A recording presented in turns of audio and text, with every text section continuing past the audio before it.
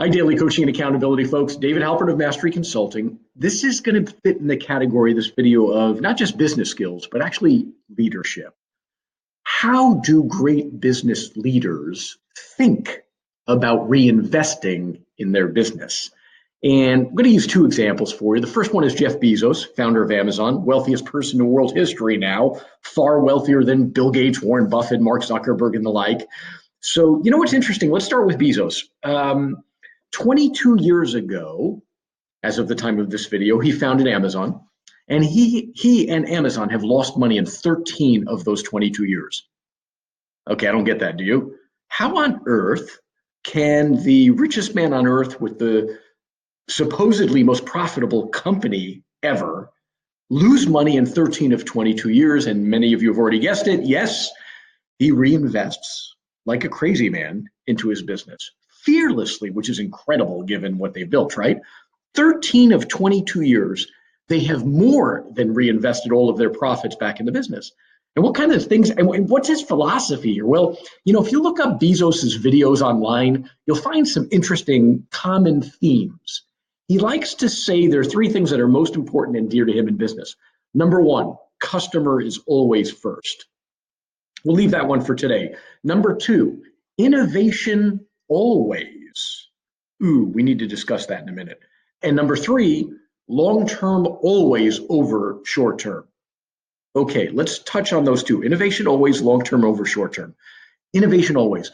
So Bezos successfully creates this new business. The business is you can order something online from your house 22 years ago and have it delivered to your home. And at the time, it was revolutionary. And then he started with, let's do faster delivery. Pay for Amazon Prime, we'll ship to your home even faster.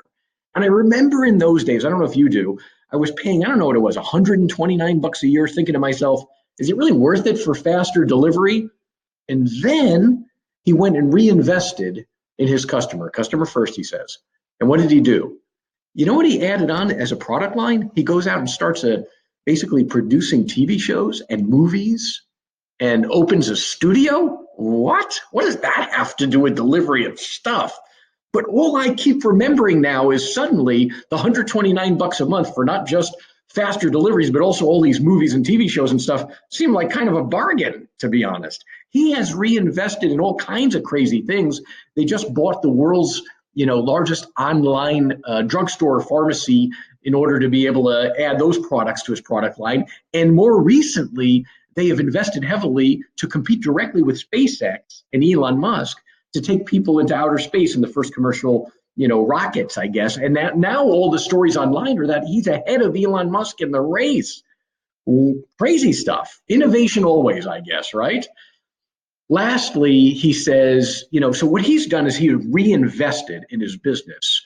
I don't want to get into the topic of what he's reinvested in here. I think it's a little bit out there, right? But he has fearlessly reinvested his business and always put the long term over the short term. Okay, second example. I've got a client I've been working with for many, many years. And more recently, he's founded a company that produces, a manufactured product. And this was about 5-6 years ago.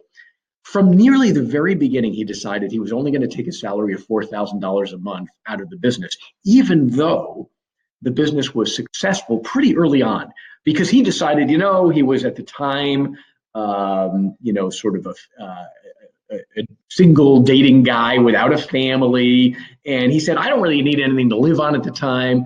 And I just want to reinvest in the business. In fact, I want to take all my profits every year and wipe them out so I don't have to pay taxes. That was his strategy. So every year he would reinvest heavily in the big three of business. Some of you know the big three. Ready? Number one, marketing. Number two, people. And number three, mentoring and coaching. Now, please understand, by the way, when it came to mentoring and coaching, I was actually coaching him before he even started the business. That's how much he values this process of mentoring, if you will. But he invested heavily in marketing and in people as well. Those are the big three. So he kept churning money back into the business. And as a result, the business kept growing. So only last year, he decided he was going to take a month off because he was about to have his second child, at this point married now, with first child, second child on the way, and a dog, right?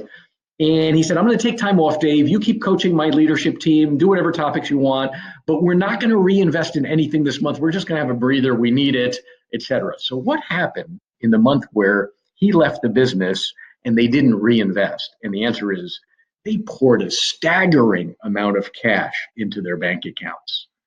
You know, they had reinvested, kind of like Bezos, so aggressively in their business in the big three, in marketing, in people, and in mentoring, that they just kept growing their company, but it didn't show in the bottom line profitability because they kept reinvesting.